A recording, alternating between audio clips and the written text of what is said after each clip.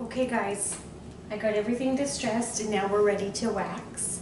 I'm going to use my Annie Sloan clear wax. I love to use a brush. I believe you get even coverage, better coverage, you use less wax, so for me a brush is a must. A clean rag for buffing, and then I might play with some dark wax and some white wax. But the biggest mistake with waxing is applying too much. So I don't know if you can see, but I've just barely dipped my brush into the wax, and it's like a soft kind of butter consistency. So I just want a little bit, and I'm just going to start working it in. I tend to do a circular motion. You can go back and forth, and you'll be able to see because the wax will start to saturate the color. So the paint will look almost wet. It enhances the color. I love the wax, but you'll be able to see, and you're working it in with the brush. And again, a big mistake is applying too much. So less is more. It's better to do 2 light coats of wax than 1 heavy coat. So I'm just going to work this wax in, and I'm not sure what I want to do on the top yet. So I'll finish the clear wax. I'm going to wax it. I'm going to let it sit for about 10 to 15 minutes, and then I'm going to lightly buff it. And to buff, you're just taking a clean rag, old t-shirts, old bed sheets, and you're just merely wiping off the excess. It shouldn't require a lot of arm work. If you're applying the right amount of wax, if you're not applying too much, then it's soaking into the furniture, and you're not going to have a lot sitting on top of the surface. So this is just to buff it off so that it feels nice and soft to the touch. So I'm going to finish waxing, and then we'll look at the top. Okay guys, I applied a white wax over the top. I buffed it out, and then I've just been working in dark wax as I like it.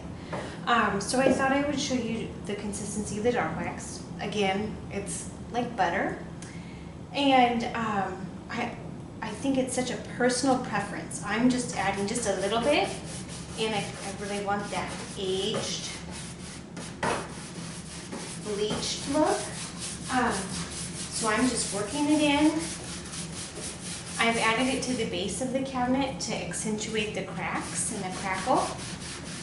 And then with this, I'm wiping it back off. And again, it's all personal preference. And this part I've done, I've waxed. It's super soft. It's not sticky. It shouldn't be sticky. It shouldn't be streaky. It feels just nice. And that's how you want your waxed piece to feel.